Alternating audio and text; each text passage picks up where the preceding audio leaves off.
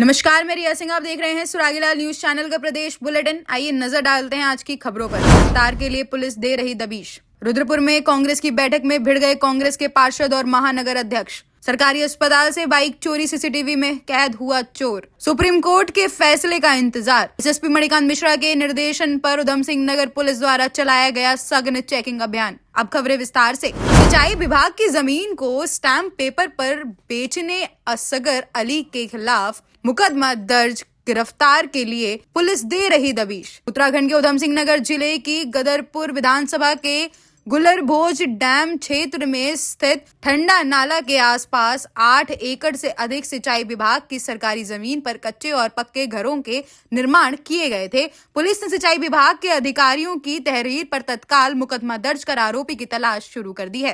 संवाददाता दुर्गेश तिवारी की रिपोर्ट। आपके द्वारा एविडेंस दी है।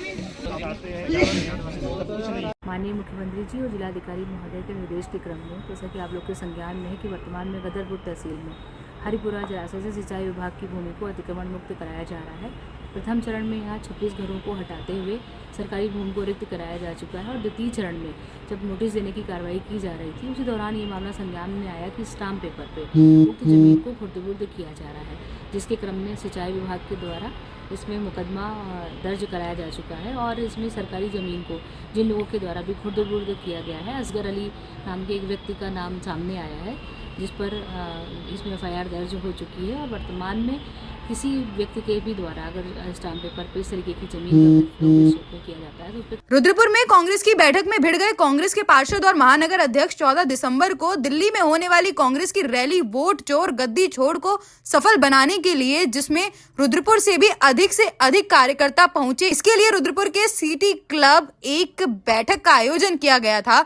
इसमें सभी कांग्रेस कार्यकर्ता पहुंचे। किच्छा विधायक तिलकराज बेहड़ ने सभी कार्यकर्ताओं से अधिक संख्या में दिल्ली पहुंचने की अपील की और कार्यक्रम को सफल बनाने का आह्वान किया। संवाददाता दुर्गेश तिवारी की रिपोर्ट। क्योंकि हमारे ऊर्जा का सरकार आने की सकता है, वो वापिस भी आ सकता है। मैं ये कहना चाहूंगा, देखिए चलेंगे, जोर शोर से जाएंगे लोग। गदरपुर में मैंने बैठेंगे, वहाँ 150-200 लोग थे, आज भी यहाँ पे हैं 150-200 लोग, और चलेंगे। किच्छा में भी एक बैठक हो चुकी है और हम लोग रुद्रपुर गदरपुर किच्छा से ज्यादा से ज्यादा संख्या में जाएंगे। और हमने गदरपुर की टीम को भी तैयार किया। आज आपके सामने रुद्रपुर में भी हुआ है। पार्टी का एक कार्यकर्ता, चाहे छोटी गाड़ी हो बड़ी गाड़ी हो, सब दिल्ली जाएगा। अभी मैं दोबारा फिर जो प्रमुख लोग हैं गाड़ियों वाले, उनकी समीक्षा करूंगा घर पे बुलाकर रुद्रपुर के लोगों की। किच्छा की अलग लिस्ट बन रही है, हम सैकड़ों की गाड़ियों की संख्या में, और हम आपको भी निमंत्रण देंगे कि जब हम जाएंगे सुबह आप भी तैयार रहें 5 बजे हमारी गाड़ियों की रैली को देखने के लिए। तो आपको लगेगा कि कितना ऐतिहासिक रैला जा रहा है। तिलक और गोदयाल जी के नेतृत्व में हमारे प्रदेश अध्यक्ष नए बने हैं, हम उनको मजबूत करना चाहते हैं। राहुल गांधी जी को मजबूत करना चाहते हैं। उत्तराखंड में हम सरकार बनाना चाहते हैं और दिल्ली की सरकार को हम उखेड़ना चाहते हैं। इसलिए ये रैली ऐतिहासिक होगी राहुल गांधी जी के, खड़गे जी के नेतृत्व में, और प्रदेश में हमारा जो गणेश गोदयाल जो हमारे नए अध्यक्ष बने उनके नेतृत्व में होगी। उनको मजबूत किया जाएगा। उनकी दोनों की अपनी अपनी पीड़ा है। उनका कहना है परवेज का कि हमारे साथ इतना कुछ हुआ कि संगठन का कोई बयान नहीं आया, संगठन की तरफ से प्रतिक्रिया नहीं आई। ये उनका गुस्सा था, या इसके अलावा और कोई गुस्सा था? यही तो गुस्सा था। तो एक कार्यकर्ता पार्षद कह रहा है, एक समाज का के लोग, सारे लोग कह रहे हैं कि संगठन की तरफ से प्रतिक्रिया आनी चाहिए थी। 4-6 लोग जाते, इकट्ठे होते, मिलते किसी अधिकारी से। हमारे संगठन क्यों बनाए जाते हैं? प्रदेश, जिला, सारे संगठन इसलिए बनाए जाते। कोई किसी समाज में विपत्ता आते तो हमको बोलना चाहिए। कर तो हम कुछ नहीं सकते। प्रशासन, फोर्स, हजारों की संख्या में पुलिस, कम से कम अपनी बात तो हम कहें, समाज के लिए बोलें। ये गुस्सा था ममता का, अपनी जगह गुस्सा था कि मैं अकेली हूँ, मेरे साथ लोग होते, आप लोग करते। उसने अपना पक्ष रखा है, कोई झगड़ा नहीं था। तो मैंने आके दोनों को समझा दिया। मैंने कहा कि हमें चलना वहां पर, जो समाज का दर्द है उसको भी हमें सुनना पड़ेगा। समाज के लिए हमें, कोई समाज हो, मैं भी तो बोल रहा हूँ, किच्छा में हुआ बोल रहा हूँ, गुलरभोज में बोल रहा हूँ, यहाँ भी बोला मैंने, यहाँ के लिए भी कल बोला। हमें बोलना तो पड़ेगा, बोलने पे तो कोई रोक नहीं है ना। भाजपा ने हमारे मुंह तो बंद नहीं किया। हमें भाजपा के संगठन के लोगों को अपने मुंह बंद नहीं रखने चाहिए, चाहे कोई भी संगठन का हो। हमें अपनी बात को समाज के लिए बोलना चाहिए और कहना चाहिए। नगर अध्यक्ष मैंने पहले ही बधाई दी, अब भी उनके साथ हैं, और इन्होंने बुलाया खेड़ा जी ने, मैं उनको बधाई देता हूँ कि जहां भी कोई बैठक होती है पार्टी की, आप लोग करते हैं। प्रभारी थे, उनकी जिम्मेदारी थी, विधानसभा के प्रभारी है। ममता को महानगर अध्यक्ष को बुलाया, बहुत अच्छा किया। उनको धन्यवाद देता हूँ दोनों को। कुछ नहीं है ऐसे। महिला हमारी पार्टी में ना कोई महिला पुरुष का कोई भेदभाव नहीं है।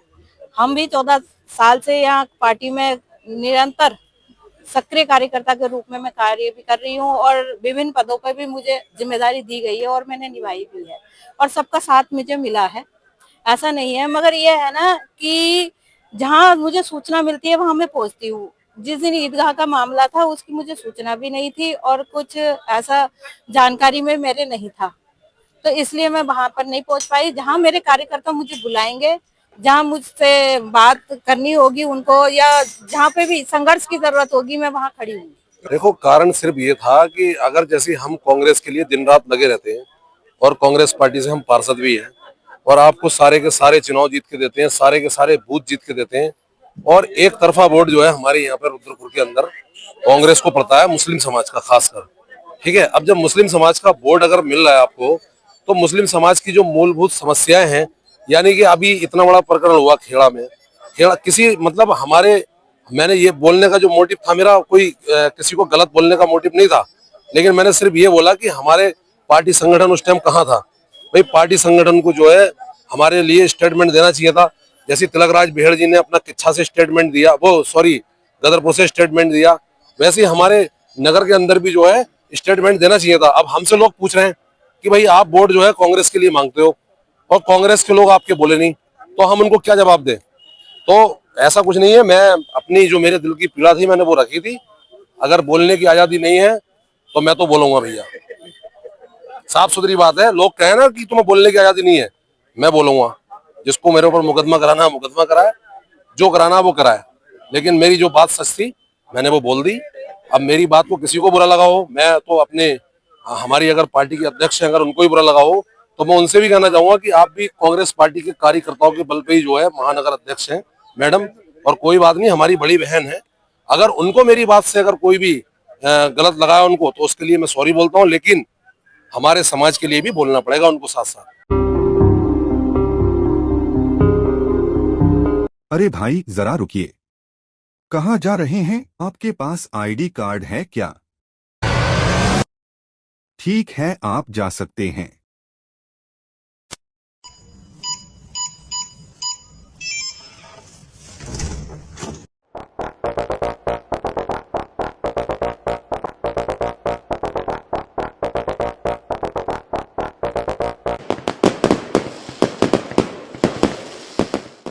यूनिको पेश करता है प्रीमियम पाइप्स और फिटिंग्स। यूनिको में है दम, यूनिको नहीं किसी से कम।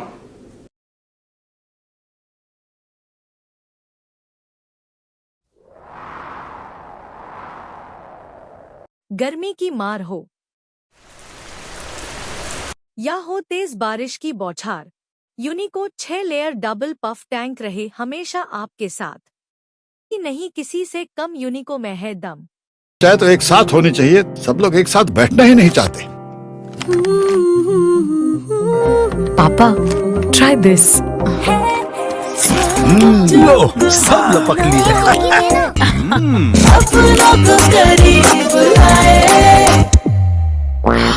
ये क्या हाल कर दिया है रूम का? बस कल से चाय, कल से चाय मेरे रूम में।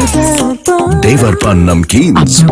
जनपद उधम सिंह नगर के जसपुर कोतवाली क्षेत्र में चोरों के हौसले बुलंद होते जा रहे हैं। आए दिन चोरी की घटनाएं बढ़ती जा रही हैं। ताजा मामला सामुदायिक स्वास्थ्य केंद्र जसपुर का है, जहां एक मरीज अस्पताल दवाई लेने आया हुआ था और बाइक भी पार्किंग में खड़ी थी। जब मरीज दवाई लेकर वापस आया तो उसकी बाइक वहां नहीं थी। सीसीटीवी में देखा गया तो एक व्यक्ति चुपचाप बाइक चोरी कर ले जाता हुआ दिखाई दे रहा है, जिसकी तहरीर कोतवाली में दी गई है। संवाददाता दीपक चौहान की रिपोर्ट।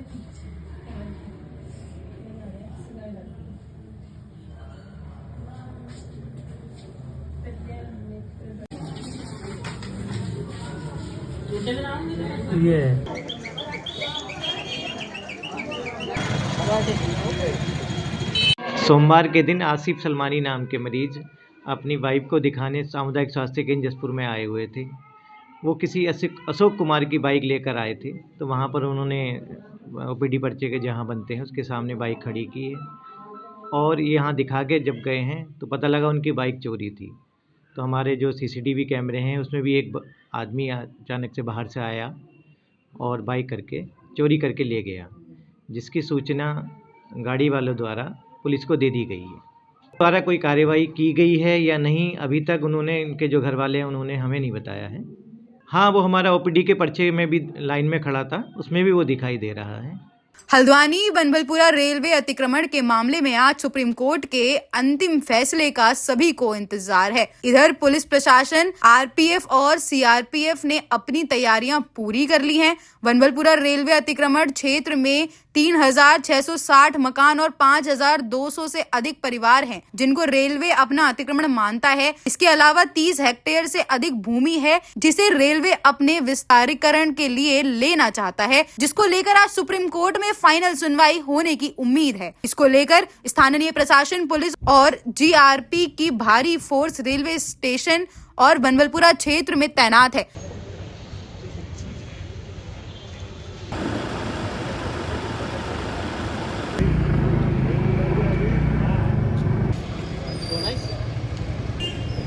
आज माननीय सुप्रीम कोर्ट में सुनवाई है और अंतिम सुनवाई और जजमेंट के लिए पोस्टेड है।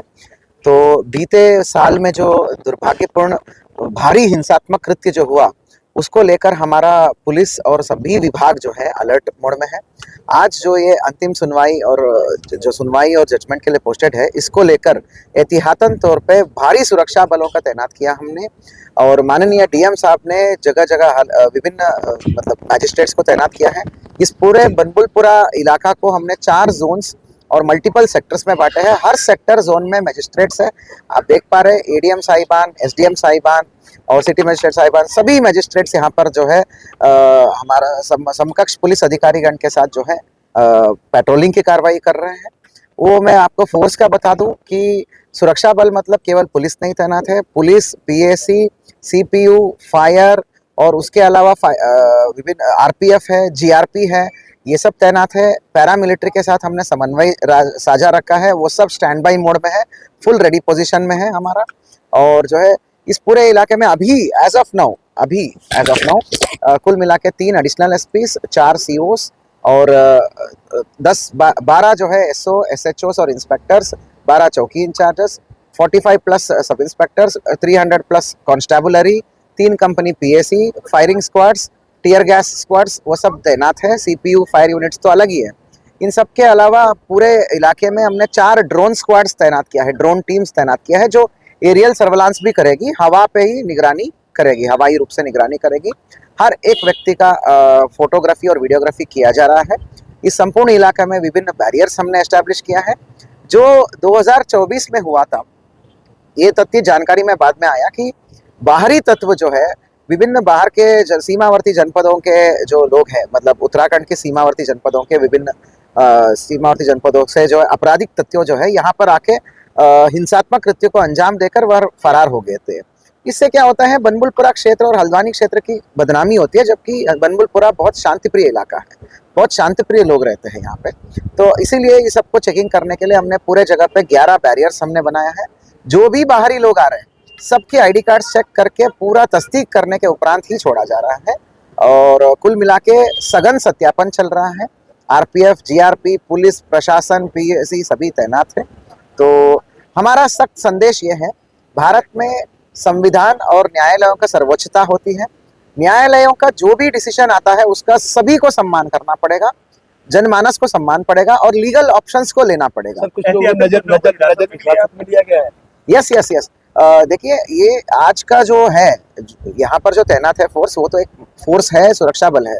उसके अलावा अभिसूचना तंत्र, सूचना तंत्र होता है और फील्ड रिपोर्ट्स होती है और प्रीवियस एक्शंस के आधार पर फील्ड रिपोर्ट्स और क्रेडिबल इनपुट्स के आधार पर जो है विभिन्न लोगों पर कार्रवाई किया है। 125 लोगों से भी अधिक लोगों को हमने 107-16 जो तत्कालीन सीआरपीसी का 107-16 जो होता है, वो हमने फाउंडेशन की कार्रवाई की। पावन मुचल का भी भारी लोगों का हुआ है, भारी धनराशि में। इसके अलावा 17 प्लस लोगों को, 17 प्लस लोगों को हमने डिटेन किया है, प्रिवेंटिव डिटेंशन में उनको हिरासत में ले लिया गया है।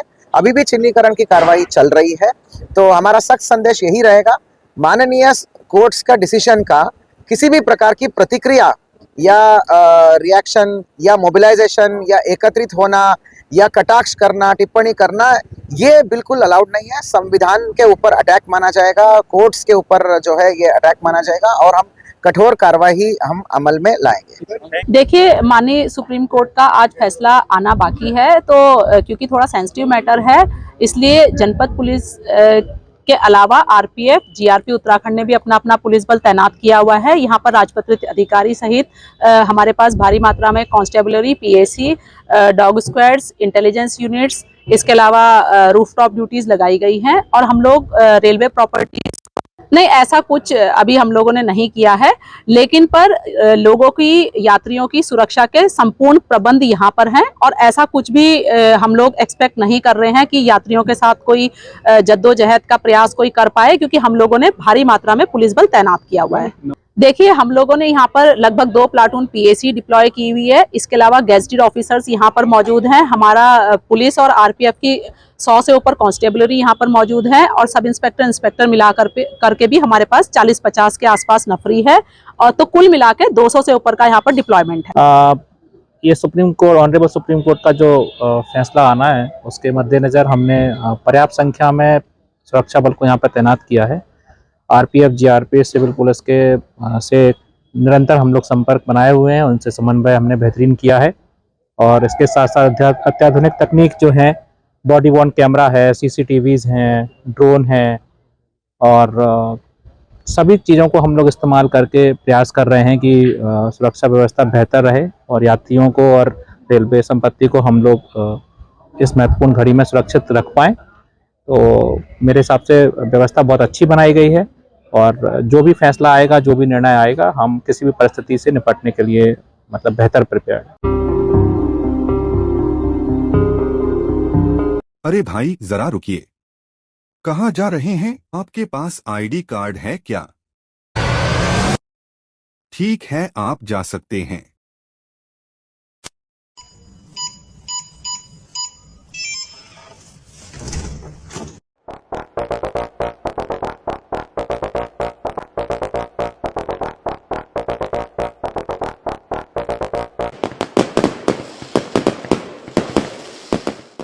यूनिको पेश करता है प्रीमियम पाइप्स और फिटिंग्स। यूनिको में है दम, यूनिको नहीं किसी से कम।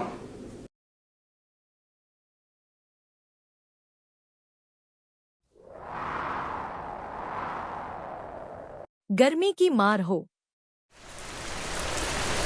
या हो तेज बारिश की बौछार, यूनिको 6 लेयर डबल पफ टैंक रहे हमेशा आपके साथ।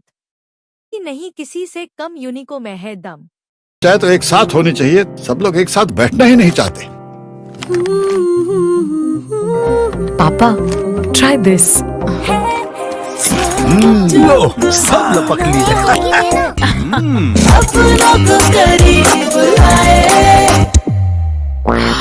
ये क्या हाल कर दिया है रूम का? बस कल से चाय मेरे रूम में।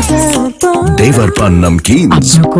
एसएसपी मणिकांत मिश्रा के निर्देशन पर उधम सिंह नगर पुलिस द्वारा चलाया गया सघन चेकिंग अभियान सभी एंट्री एवं एग्जिट पॉइंट्स, बस अड्डों, रेलवे स्टेशन, पार्किंग क्षेत्रों, बाजारों एवं अन्य भीड़भाड़ वाले संवेदनशील स्थानों पर रखी जा रही है कड़ी निगरानी। वरिष्ठ पुलिस अधीक्षक उधम सिंह नगर मणिकांत मिश्रा द्वारा जनपद के समस्त थाना प्रभारियों को अपने अपने थाना क्षेत्र में सुरक्षा के दृष्टिगत लगातार सघन चेकिंग अभियान संचालित चलाए जाने हेतु निर्देशित किया गया है। प्रदेश से जुड़ी सभी खबरों को देखने के लिए बने रहिए सुरागीलाल न्यूज के साथ।